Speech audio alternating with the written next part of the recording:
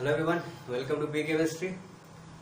सो आज हम लोग करने वाले हैं एक नया टॉपिक स्टार्ट करने वाले हैं, इंटरमीडिएट। ठीक है, जब भी आप रिएक्शन करवाते हो जैसे आरसीपी, तो लास्ट आप वीडियो अगर देखोगे रिड्यूसिंग एजेंट वाला, उसमें मैंने आपको मैकेनिज्म बताया, व्हाट इज मैकेनिज्म। ठीक है, तो क्या होता है जब भी रिएक्टेंट को प्रोडक्ट में कन्वर्ट करते हैं कंडीशन के प्रेजेंस में, तो ये डायरेक्ट तो होते नहीं जाता। जैसे रिएक्टेंट लिया, कंडीशन डाला, प्रोडक्ट बन गया, ऐसा नहीं होता है। ये क्या होता है, पहले ये रिएक्टेंट जो है वो इंटरमीडिएट बनता है, मतलब बीच में कुछ ऐसा बनता है, उसके बाद ये प्रोडक्ट में कन्वर्ट होता है। इसको बोलते हैं इंटरमीडिएट। इंटरमीडिएट मतलब व्हाट, बीच में बनने वाला, इंटरमीडिएट, बीच का। ठीक है, अब ये जो इंटरमीडिएट है वो क्या क्या हो सकता है। ये इंटरमीडिएट हो सकता है कार्बोकैटायन, मतलब ऐसा जिसपे कार्बन पे प्लस चार्ज हो। चूंकि हम ऑर्गेनिक केमिस्ट्री पढ़ने वाले हैं तो कार्बन से रिलेटेड ही पढ़ेंगे, तो कार्बोकैटायन हो सकता है। कार्बन पे नेगेटिव चार्ज ऐसा हो सकता है। ऐसा कार्बन जिसके पास लोन पेयर हो, इलेक्ट्रॉन डेफिशिएंट हो सकता है। ऐसा कार्बन जिसमें मतलब बेंजीन रिंग में 3 बॉन्ड आ जाए, ऐसा ये भी हो सकता है। इसको बेंजाइन बोलते हैं, इसको कार्बिन बोलते हैं, इसको कार्बोनाइन बोलते हैं, इसको कार्बोकैटायन बोलते हैं। और भी है कीटीन, इसको कीटीन बोलते हैं। ठीक है, तो ऐसे बहुत सारे इंटरमीडिएट हम लोग पढ़ने वाले हैं। 5 से 6 आपको पढ़ने हैं, जो कि आपके जो कॉम्पिटिटिव एग्जाम्स हैं उसमें बहुत इंपॉर्टेंट रोल प्ले करते हैं, और आपको आपका जो बोर्ड एग्जाम्स होते हैं उसमें भी एक्सप्लेन करने के लिए आ जाता है। What is carbocation, what do mean by carbanion, या फिर उसकी स्टेबिलिटी के बारे में आ जाता है, स्टेबिलिटी ऑर्डर लिखने के लिए। तो हम आज जो करने वाले हैं वो हमारा है कार्बोकैटायन के बारे में। तो चलो देखते हैं, वीडियो को स्टार्ट करते हुए।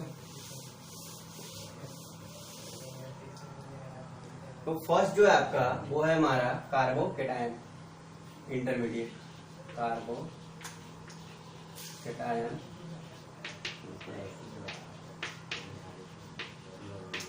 Intermediate. Carbocation means what, carbon पे plus charge. Cation, cation means क्या होता है, प्लस चार्ज होता है, कार्बन प्लस है, कार्बोकैटायन, सिंपल है। देन अगर हम इसका स्टेटमेंट लिखेंगे तो एक लाइन का स्टेटमेंट क्या है, carbon containing positive charge, carbon containing positive charge is called carbocation.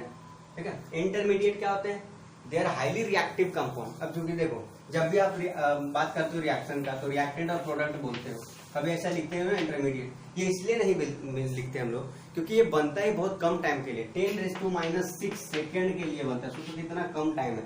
मतलब कोई भी रिएक्शन होता है तो उससे जब भी प्रोडक्ट में बनना होता है, प्रोडक्ट से पहले ये इंटरमीडिएट में बनता है। इससे रिएक्टेंट क्या वजह से ए और बी बना। ठीक है, ए और बी हमारा रिएक्टेंट है। यहाँ से जब ये टूटेगा तो ये प्लस मिलेगा और आपको बी माइनस मिलेगा। ये क्या हो गया, ये दोनों आपके इंटरमीडिएट हैं। ये प्लस जो आपका है या ये माइनस, बी माइनस जो बनेगा आपका वो इंटरमीडिएट। ये बहुत कम टाइम के लिए बनता है, उसके बाद तुरंत ये किसी ना किसी से कंबाइन करके नया प्रोडक्ट बना देता है। ठीक है, तो ये जो पोर्शन आता है बीच में आपका टूटने के बाद जो मिलता है बीच में, उसको बोलते हैं इंटरमीडिएट। तो आपको कार्बोकैटायन क्लियर हो गया, इंटरमीडिएट क्लियर हो गया। अब चलते हैं इसके बारे में जानते हैं, थोड़ा इंट्रोडक्शन पार्ट देखते हैं। क्या इंट्रोडक्शन पार्ट इसका, कि it is electron deficient, electron deficient. अब बताओ, कार्बन के ऊपर प्लस चार्ज है, कार्बन के पास प्लस चार्ज है और उसके पास 3 बॉन्ड रहेगा। तो 3 बॉन्ड है तो 6 इलेक्ट्रॉन हो गए, 3 बॉन्ड के लिए 6 इलेक्ट्रॉन हो गए। लेकिन होने कितने इलेक्ट्रॉन चाहिए था, 8 इलेक्ट्रॉन, लेकिन नहीं है। अगर 8 इलेक्ट्रॉन नहीं है तो बेसिकली पहले होता क्या है, ये 4 बॉन्ड होता है। ठीक है, 4 बॉन्ड में से यहाँ जो 2 इलेक्ट्रॉन होता है वो बाहर चला जाता है, कोई लेके चला जाता है। अब इसके बाद प्लस बच गया। अब ये जो प्लस है इसकी वजह से क्या हो गया, इसके पास इलेक्ट्रॉन की कमी हो गई, डेफिशिएंसी ऑफ इलेक्ट्रॉन हो गई। तो इसीलिए बोलते हैं कि ये इलेक्ट्रॉन डेफिशिएंट है, इसके पास इलेक्ट्रॉन की कमी है। और जो भी मॉलिक्यूल इलेक्ट्रॉन डेफिशिएंट होता है उसको हम क्या बोलते हैं, इलेक्ट्रोफाइल बोलते हैं। आपने वीडियो नहीं देखा तो बेसिक्स कॉलम में जाके देखो, लिंक आपको मैं यहाँ दे दूंगा डिस्क्रिप्शन में। ठीक है, तो it acts as electrophile. Electrophile क्या होता है, जिसको इलेक्ट्रॉन चाहिए। इलेक्ट्रॉन किसको चाहिए होगा, जिसके पास इलेक्ट्रॉन की कमी होगी। और हमने यहाँ देखा कि इसके पास इलेक्ट्रॉन की कमी है, तो ये इलेक्ट्रोफाइल के जैसा बिहेव करेगा। अब बताओ, ये खुद इलेक्ट्रोफाइल है तो इसके पास कौन आएगा, जिसके पास इलेक्ट्रॉन ज्यादा होगा वही आएगा ना रिएक्शन करने के लिए। तो जिसके पास इलेक्ट्रॉन ज्यादा है उसको बोलते हैं न्यूक्लियोफाइल। दैट मीन्स ये कौन सा रिएक्शन करेगा, न्यूक्लियोफिलिक रिएक्शन करेगा। ऐसा रिएक्शन जिसमें न्यूक्लियोफाइल आके अटैक करेगा, वैसे रिएक्शन करेगा। तो इट अंडरगोज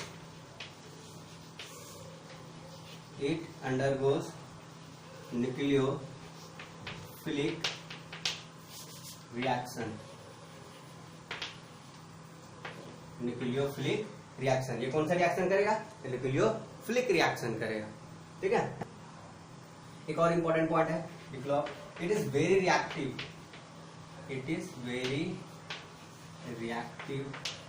ये बहुत ज्यादा रिएक्टिव होता है, कोई भी इंटरमीडिएट है तो बहुत ज्यादा रिएक्टिव होता है। ये तो कॉमन पॉइंट है सबके लिए। ठीक है। तो कार्बोकेटायन के बारे में 4 पॉइंट बहुत इंपॉर्टेंट है। पहला, ये इलेक्ट्रॉन डेफिशिएंट है, हमको दिख रहा है क्यों इलेक्ट्रॉन डेफिशिएंट है। ये इलेक्ट्रोफाइल है, क्यों इलेक्ट्रोफाइल? क्योंकि ये इलेक्ट्रॉन डेफिशिएंट है। जो भी इलेक्ट्रॉन डेफिशिएंट होता है उसको क्या बोलते हैं? इलेक्ट्रोफाइल बोलते हैं।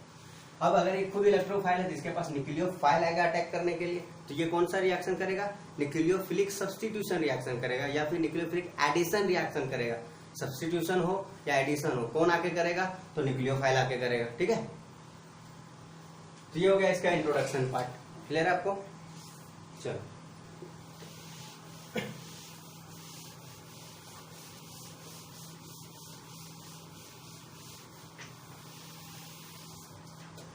अब इसका थोड़ा स्ट्रक्चर देख लेते हैं कि जो है वो स्ट्रक्चर ये दिखता कैसा है।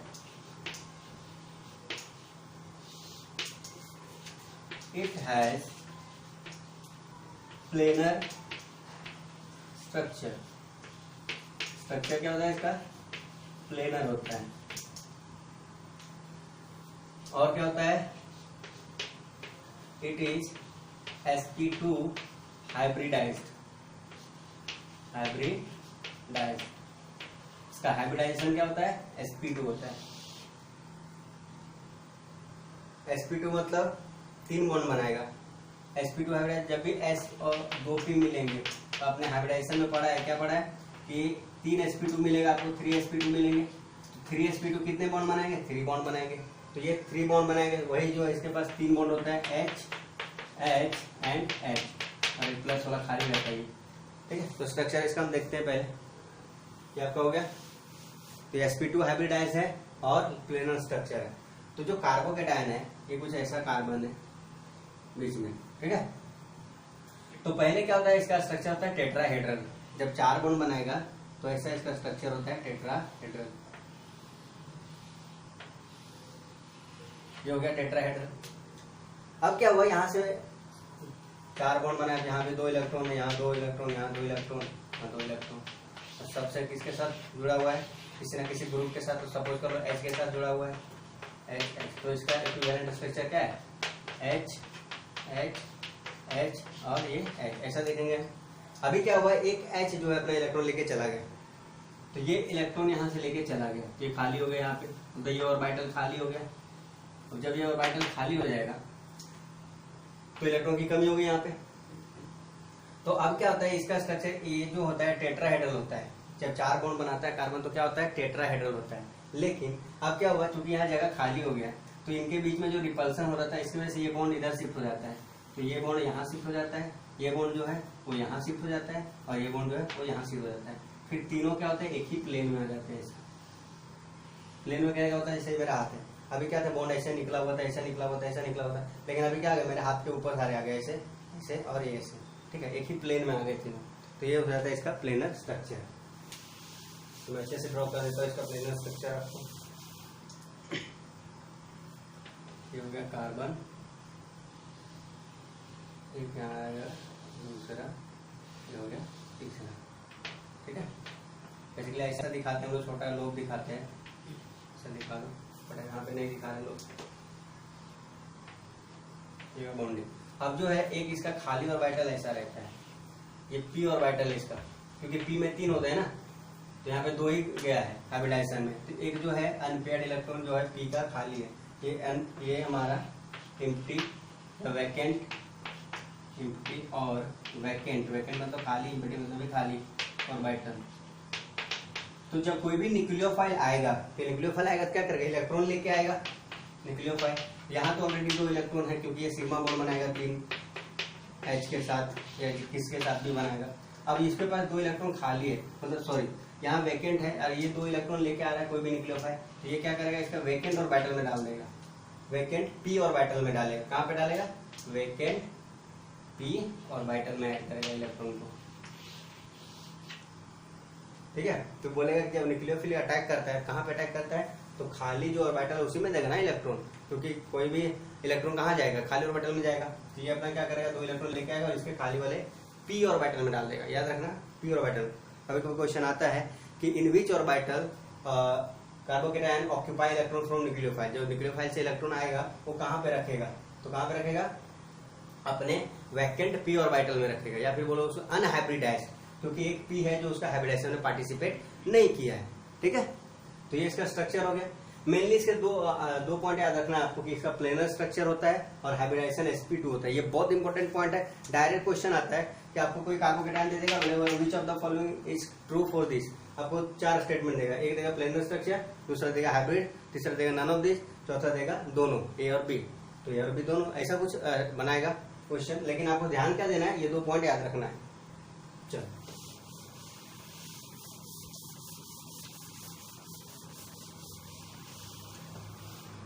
और ये भी याद रखना कि कार्बन के पास कितने इलेक्ट्रॉन होते हैं? कार्बोकेटायन में 6 इलेक्ट्रॉन होते हैं। स्ट्रक्चर क्लियर हो गया। अब इसका देखते हैं स्टेबिलिटी।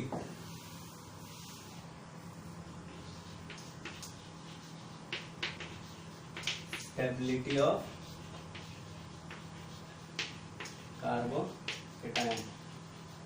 अभी तक जो हम पढ़े कार्बोकेटायन के बारे में वो तो इम्पोर्टेंट था ही, लेकिन ये सबसे ज्यादा इम्पोर्टेंट है। क्यों है सबसे ज्यादा इम्पोर्टेंट? क्योंकि जब भी आप रिएक्शन करवाते हो, तो मैंने बोला कोई भी रिएक्शन होता है तो बीच में इंटरमीडिएट बनेगा ही बनेगा, कुछ ना कुछ, कोई ना कोई इंटरमीडिएट बनेगा। तो अगर कार्बोकेटायन इंटरमीडिएट बन रहा है तो वो कितना बनेगा या कैसे बनेगा वो डिपेंड करेगा कि उसकी स्टेबिलिटी कितनी है। जितना ज्यादा स्टेबल इंटरमीडिएट बनना होगा उतना ज्यादा वो बनना फेवर करेगा, ठीक है।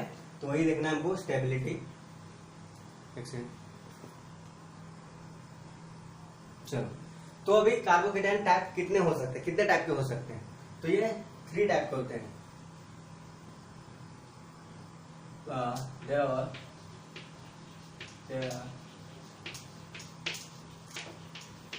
3 type of कार्बोकेटायन।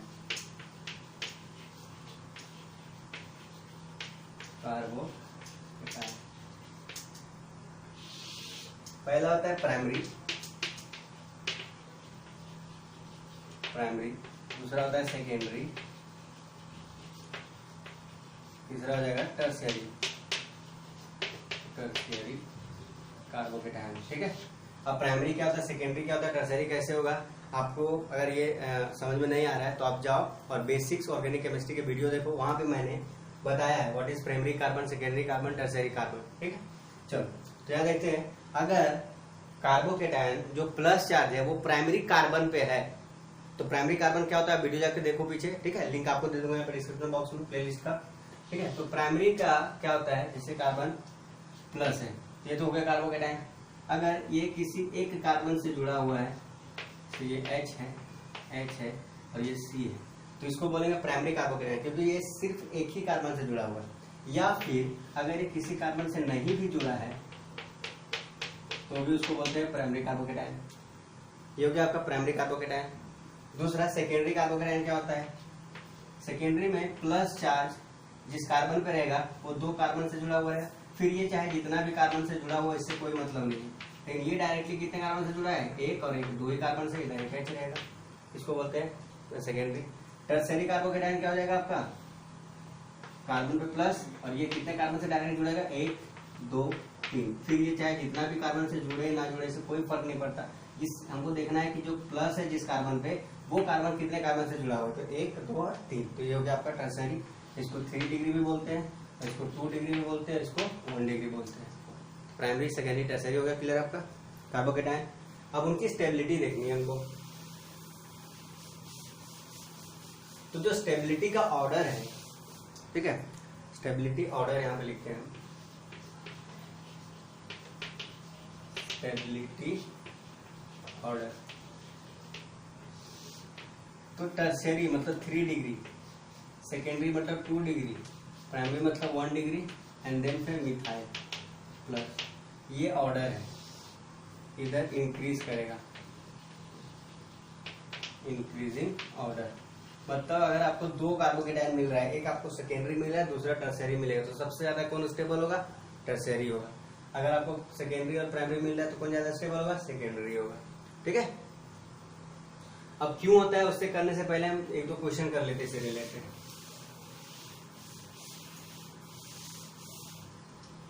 क्वेश्चन क्या है हमारा, जैसे कि आपको ऐसा दिया है CH3 CH2 CH2 प्लस और दूसरा है CH3 CH2 CH3 यहाँ पे plus CH3 CH3 CH2 CH3 और यहाँ है प्लस। ठीक है। ये आपका है दिया हुआ कंपाउंड, ये तीन दिया है, बोलेगा कि आपको स्टेबिलिटी ऑर्डर में अरेंज करना है, मतलब सबसे ज्यादा स्टेबल है, फिर उसके बाद कौन है, फिर उसके बाद कौन है, ऐसा। तो हम सबसे पहले क्या करेंगे, जब भी कार्बोकेटायन मिलेगा हमको तो हम चेक करेंगे कौन प्राइमरी है, कौन सेकेंडरी, कौन टर्शियरी है। तो यहाँ ढूंढते हैं इसको। देखो ये एक कार्बन है जिसपे कि प्लस है, और ये कार्बन दो हाइड्रोजन से और एक ही कार्बन से जुड़ा हुआ डायरेक्ट। कितने कार्बन से जुड़ा है? एक कार्बन से। ये आपका क्या हो गया? प्राइमरी हो गया। फिर क्या हो गया, अगर इसको हम ए मान लो प्राइमरी को, फिर यहाँ देख लो ये जो कार्बन है वो कितने कार्बन से डायरेक्टली जुड़ा हुआ है? एक और एक, दो कार्बन से ही डायरेक्टली जुड़ा है, तो ये हो गया आपका सेकेंडरी, बी मान लो।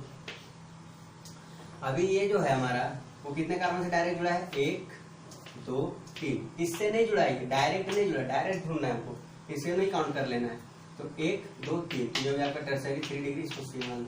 अब पूछेगा स्टेबिलिटी ऑर्डर, सबसे ज्यादा स्टेबल कौन आ जाएगा? आपका सी, क्योंकि ये टर्शियरी है, फिर बी, फिर ये, तो ये हो गया आपका स्टेबिलिटी ऑर्डर। और ये मस्ट है कि आपके एग्जाम में, नीट के एग्जाम में आएगा, जेईई के एग्जाम में आएगा। बोर्ड में तो क्वेश्चन पूछता है, फिर स्टेबिलिटी ऑर्डर भी आपको अरेंज करना रहता है, लेकिन वहाँ एग्जाम में आपका ऑब्जेक्टिव क्वेश्चन आता है तो आपको ऐसा देगा, आपको 4 ऑप्शन में से ये मिल गया, फिर बोलेगा BCA ABC, ऐसा कुछ भी ऑर्डर दे देगा, लेकिन आपको करेक्ट ऑर्डर क्या है? ये। क्लियर है? तो ऐसे आपको सॉल्व करना है कार्बोकेटायन स्टेबिलिटी। अब स्टेबिलिटी का क्यों है वो रीजन देखते हैं। तो स्टेबिलिटी के लिए 2 रीजन है। पहला जो रीजन है उसका है इंडक्टिव इफेक्ट,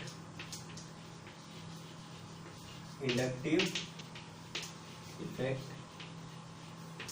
दूसरा जो है वो है हाइपर कॉन्जुगेशन, हाइपर कॉन्जुगेशन। तो हम पहला देखते हैं इंडक्टिव इफेक्ट। इंडक्टिव इफेक्ट तो आई से इंडिकेट करते हैं। इंडक्टिव इफेक्ट क्या होता है? जो इलेक्ट्रॉन, सपोज कर लो ये ऐसा है, तो अगर ये X जो इलेक्ट्रॉन यहाँ से ले रहा है तो सिग्मा बॉन्ड को इलेक्ट्रॉन को अपनी ओर खींचना या किसी को देना ही इंडक्टिव इफेक्ट कहलाता है। जैसे ये क्या X ले रहा है, तो X ले रहा है तो माइनस और I, तो ये बोलते हैं नेगेटिव इंडक्टिव इफेक्ट अप्लाई कर रहा है। ठीक है, ये कैसा इफेक्ट शो कर रहा है? नेगेटिव इंडक्टिव इफेक्ट, जिसको माइनस I भी बोलते हैं। अब कार्बन चूंकि इसको इलेक्ट्रॉन दे रहा है तो ये जगह प्लस I इफेक्ट शो कर रहा है कार्बन यहाँ पे। तो 2 तरह का होता है, एक होता है नेगेटिव इंडक्टिव इफेक्ट, माइनस मतलब नेगेटिव, और दूसरा होता है पॉजिटिव आई इफेक्ट। या पॉजिटिव आई लिखते हैं, इसको नेगेटिव आई लिखते हैं। क्लियर है? चलो अब जो हमारा है वो हमारा इंटरमीडिएट क्या है? कार्बन प्लस है, जिसको कार्बोकेटायन बोलते हैं। अब बताओ, ये कार्बन के पास इलेक्ट्रॉन की कमी है, यहाँ पे 3 बॉन्ड है, ये 3 बॉन्ड में 3 ग्रुप लग सकते हैं। अगर सपोज कर लो कोई ऐसा ग्रुप लग गया एक, से ये R1 मान लेते हैं, ये R क्या करेगा? कोई भी कार्बन हो सकता है, बड़ा सा कार्बन चेन हो सकता है, ये R है तो ये क्या करेगा? इसको इलेक्ट्रॉन देगा, क्योंकि ये प्लस है तो इसको इलेक्ट्रॉन देगा। ठीक है, तो प्लस देगा इलेक्ट्रॉन, प्लस को इलेक्ट्रॉन देगा तो उसकी स्टेबिलिटी बढ़ जाएगी। अभी कम स्टेबल है ना, क्योंकि उसके पास प्लस चार्ज है। अब इलेक्ट्रॉन ये दे देगा तो उसकी स्टेबिलिटी बढ़ जाएगी। ठीक है, अब सपोज कर लो यहाँ 2 देने वाले ग्रुप आ गए, से एक यहाँ R1 है और ये R2 और एक H है, इधर 2H है।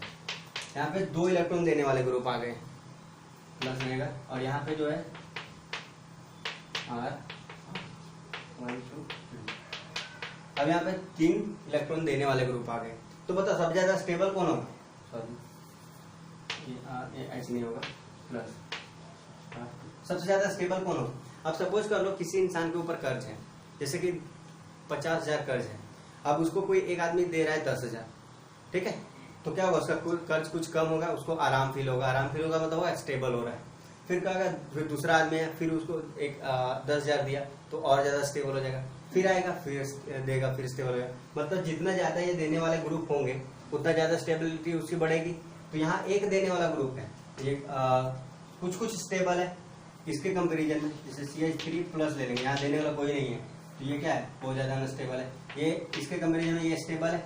फिर इसके कंपेरिजन में यहाँ 2 देने वाले ग्रुप है, 2 इलेक्ट्रॉन देने वाला ग्रुप है, यहाँ 1 ही देने वाला है तो ये स्टेबल है। यहाँ क्या होगा, 3 देने वाले हैं तो ज्यादा स्टेबल है। तो स्टेबिलिटी ऑर्डर कैसे बढ़ रहा है, स्टेबिलिटी मतलब क्या, प्लस चार्ज का कम होना। प्लस चार्ज किसमें ज्यादा कम होगा, जिसमें देने वाले ग्रुप ज्यादा होंगे, तो इसमें देने वाला ग्रुप ज्यादा है तो इसका सबसे ज्यादा स्टेबल, फिर ये स्टेबल और फिर ये स्टेबल। तो अभी बताओ, ये हमारा ये जो कार्बन है वो कितने कार्बन से जुड़ा हुआ है, ये R मतलब क्या, कार्बन चेन, तो कार्बन 3, ये टर्सरी, ये सेकेंडरी, ये प्राइमरी, ये मिथाइल। तो अभी ऑर्डर देख लो आप, टर्सरी का सबसे ज्यादा होता है, फिर सेकेंडरी का, फिर प्राइमरी का, देन मिथाइल का, ठीक है। और क्यों हुआ, तो पहला रीजन हमने एक्सप्लेन किया, इंडक्टिव इफेक्ट। कौन सा inductive effect, plus I effect. तो यहाँ प्लस आई इफेक्ट सबसे ज्यादा लगता है, इसीलिए वो सबसे ज्यादा स्टेबल है। उसके बाद इसमें लगता है, इसीलिए फिर वो स्टेबल है, इसीलिए फिर उससे कम इसमें लगता है, ये स्टेबल है, ठीक है। तो स्टेबिलिटी आप समझ गए इंडक्टिव इफेक्ट के टर्म में। दूसरा है हाइपर कॉन्जुगेशन। क्या है, हाइपर कॉन्जुगेशन। फिलहाल आप यहाँ पहले लिख लो कि एक लाइन लिखो आप यहाँ पे, इसको कर लो पहले। क्या लाइन यहाँ लिखना है, क्या लिखना है,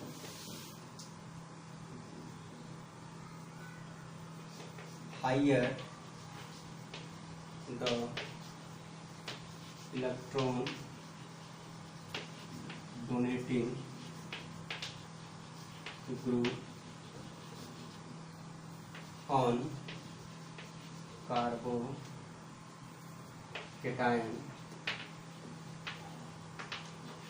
higher is the stability, higher is the stability,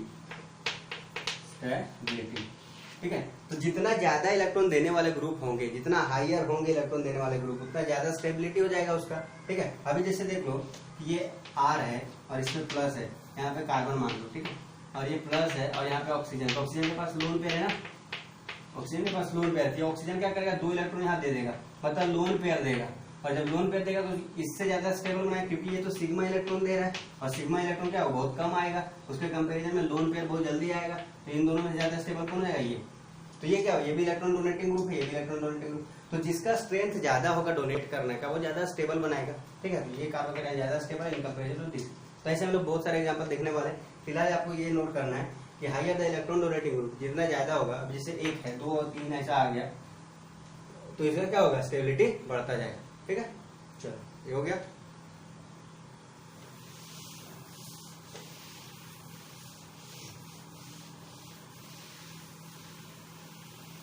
हाँ, एक और पॉइंट आपको लिखना है, माइनस मतलब negative I effect decreases the stability of carbocation.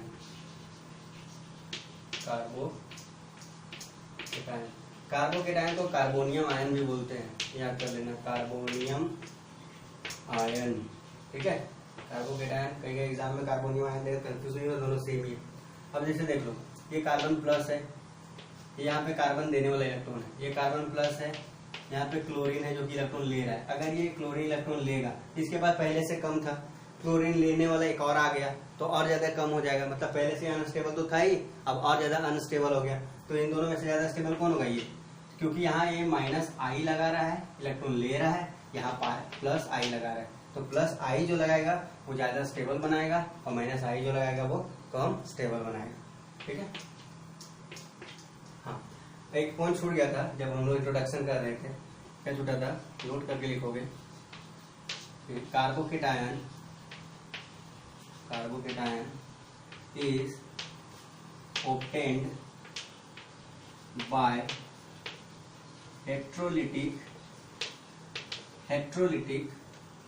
bond cleavage। Electrolytic bond cleavage. अब आपको इलेक्ट्रोलिटिक और होमोलिटिक के बारे में बताया मैंने, कौन से वीडियो में, जब आप अल्काइल हैलाइड का प्लेलिस्ट देखो वहां मिलेगा आपको। क्या होता है इलेक्ट्रोलाइटिक, जैसे कोई कंपाउंड है ए और बी, यहाँ करते हैं ए और बी है, तो अगर ये जब भी कोई बॉन्ड बनता है तो 2 इलेक्ट्रॉन से बनता है, यहाँ 2 इलेक्ट्रॉन है, तो अगर एक एक इलेक्ट्रॉन दोनों को दे दो, एक इसको दे दो और एक इसको दे दो, अगर एक एक इलेक्ट्रॉन दोनों को देते हैं तो ये क्या हो जाता है, एक एक इलेक्ट्रॉन दोनों को देंगे तो इसको बोलते हैं होमोलिटिक। होमो मतलब इक्वल, इक्वल शेयरिंग कर लिया इलेक्ट्रॉन को, एक एक लिए बराबर बराबर, ठीक है। इससे क्या मिलता है आपको, फ्री रेडिकल मिलेगा, A radical plus B radical, ऐसा मिलेगा, फ्री रेडिकल मिलेगा। अब हेटेरोलिटिक क्या होता है, हेटेरोलिटिक होता है ये ए है और बी है, अभी क्या होगा दोनों इलेक्ट्रॉन कोई एक ही ले लेगा, सपोज कर लो ये ले लिया, तो सपोज कर लो ये हमारा कार्बन है और ये कोई हैलोजन है, तो ये क्या करेगा, दोनों इलेक्ट्रॉन यहाँ से लेके चला जाएगा, तो इसके पास क्या आएगा C+ और X-, तो इससे आगे कार्बोकेटायन। तो कैसे बनता है कार्बोकेटायन, हेटेरोलिटिक बॉन्ड क्लीवेज होने की वजह से बनता है। हेटेरोलिटिक बॉन्ड क्लीवेज नहीं होगा तो आपका कभी भी कार्बोकेटायन नहीं बनेगा। किससे बनता है, हेटेरोलिटिक बॉन्ड क्लीवेज से। ये भी याद रखोगे, क्वेश्चन डायरेक्ट आता है एग्जाम में ये भी, कि which of the following cleavage favours carbocation formation, कौन सा बनेगा आपका हेटेरोलिटिक क्लीवेज। हेटेरोलिटिक देगा, होमोलिटिक देगा, और भी 2 ऑप्शन कुछ दे सकता है, तो आपको क्या मानना है वहां पे, वहां क्या टिक करना है आपको, हेटेरोलिटिक क्लीवेज, ठीक है। चलो तो नोट करो।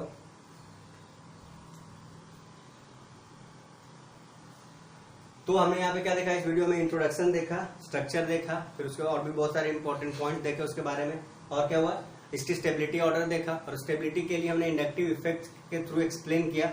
अभी आज इस वीडियो को यही स्टॉप करते हैं। नेक्स्ट जो हम लोग करने वाले हैं इसका ही करने वाले हैं, क्या करने वाले हैं, कॉन्जुगेशन, ठीक है, सॉरी हाइपर कॉन्जुगेशन। इसकी स्टेबिलिटी जो है वो हाइपर कॉन्जुगेशन के हेल्प से एक्सप्लेन करेंगे कि हाइपर कॉन्जुगेशन का क्या रोल है, ठीक है। तो आप हाइपर कॉन्जुगेशन देख के आओगे पहले क्या होता है, ठीक है। तो फिलहाल आप यहाँ तक कर लोगे।